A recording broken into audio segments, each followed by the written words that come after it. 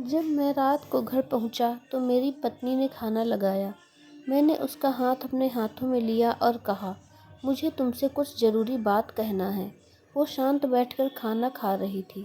उसकी आंखों में कुछ दर्द सा साफ नजर आ रहा था। अचानक मुझे नहीं पता कैसे कहूँ, मगर मुझे उसे बताना ही था। मैंने बड़ी शांति से कहा, मुझे तलाक चाहिए। लगा जैसे उसे मेरे शब्दों से कुछ फर्क नहीं पड़ा, बल्कि उसने मुझसे पूछा, क्यों तलाक चाहिए। मैंने उसके सवाल को अनसुना किया तो उसे गुस्सा आ गया। उसने चम्मच उठाकर फेंक दिया और जोर से चिल्लाई, तुम इंसान नहीं हो। उस रात हमने एक दूसरे से बात नहीं की। वो रो रही थी। मुझे पता था कि वो जानना चाहती थी कि आखिर ऐसा क्या हुआ जो हमारा रिश्ता टूटने की कगार पर आ गया। पर मेरे लिए उसके सवालों का जवाब दे पाना नामुमकिन था। मैं अब किसी और से, प्रिया नाम था उसका, प्यार करने लगा हूँ। अब मुझे उससे प्यार नहीं रहा। मैंने उससे उसके बरसों के प्यार की सजा दी थी। भरे मन से मैंने तलाक के पेपर तैयार किए। उसमें लिखा था कि वह पूरा घर, कार और कंपनी की 30% शेयर ले सकती है इस तलाक के बदले में। लेकिन उसने उन पेपर्स को देखा और उनके टुकड़े टुकड़े कर दिए। वो औरत जिसने मेरे साथ जीवन के 10 साल बिताए थे, वो आज मेरे लिए अनजान हो चुकी थी। मुझे इन 10 सालों का जो उसने मेरे लिए बर्बाद किए थे, मगर मैं क्या करूं, जो हो चुका उसे मैं बदल नहीं सकता था, क्योंकि मैं किसी और से, अपनी पत्नी से भी ज़्यादा उसे प्यार करने लगा था। आखिरकार उसके सब्र का बांध टूट गया और वो फूट फूट कर मेरे सामने रोने लगी। मेरे लिए उसका रोना एक तरह से उसकी रिहाई की तरह था। तलाक की ये बात जो कई दिनों से मुझे परेशान कर रही थी, अब बिल्कुल साफ हो चुकी थी।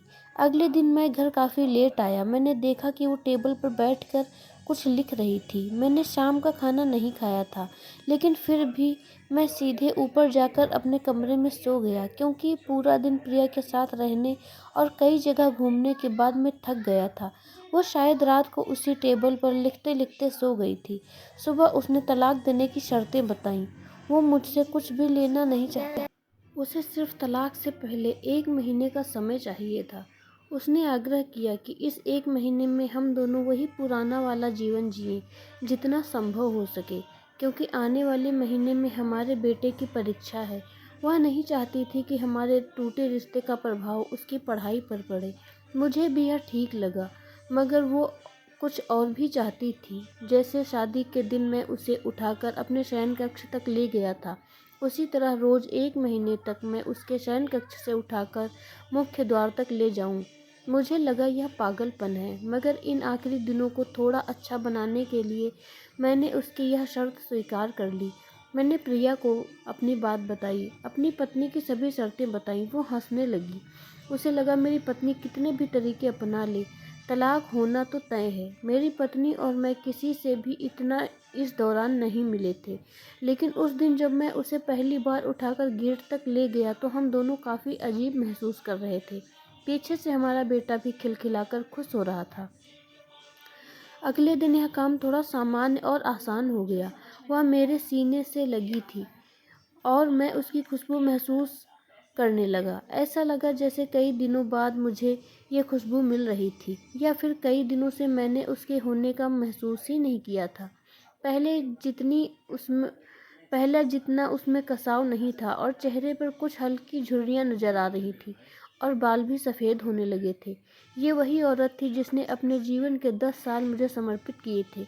चौथे दिन जब मैंने उसे उठाया तो वो पुरानी रोमांच लौटने लगी थी। 5वें और छठे दिन तो पुराना प्यार फिर जागने लगा। मैंने प्रिया को इस बारे में कुछ नहीं बताया था। अब उसे उठाना और आसान हो गया था। शायद हर रोज़ यह सब करने का मैं आदी हो गया था। एक दिन वह अपनी पसंद की साड़ी निकाल रही थी, लेकिन कुछ खास नहीं ढूंढ पाई। उसने सांस भरते हुए कहा कि उसके सारे कपड़े बड़े पड़ने लगे हैं। तब मुझे पता चला कि वह काफ़ी दुबली हो गई है, और इसीलिए मैं उसे आसानी से उठा पा रहा था। मेरे दिल को एक झटका सा लगा। उसने अपने दिल में काफ़ी सारा दर्द छुपा रखा था। पता नहीं कैसे मैं आगे बढ़ा और उसके सिर को छूकर देखा। अचानक हमारा बेटा आया और बोला कि पापा, ये तो मम्मा को उठाकर बाहर ले जाने का समय हो गया है। उसके लिए अपने पापा द्वारा मम्मा को इस तरह उठाकर ले जाते हुए देखना जीवन का अभिन्न हिस्सा बन गया था। मेरी बीवी ने हमारे बच्चे को बुलाया और ज़ोर से उसे गले लगा लिया। मैंने अपना चेहरा दूसरी तरफ कर लिया। मुझे लगा कहीं मैं अपना निर्णय न बदल लूँ। मैंने अपनी पत्नी को रोज़ की तरह उठाया और बेडरूम से सिटिंग रूम तक होते हुए हॉल तक लाया।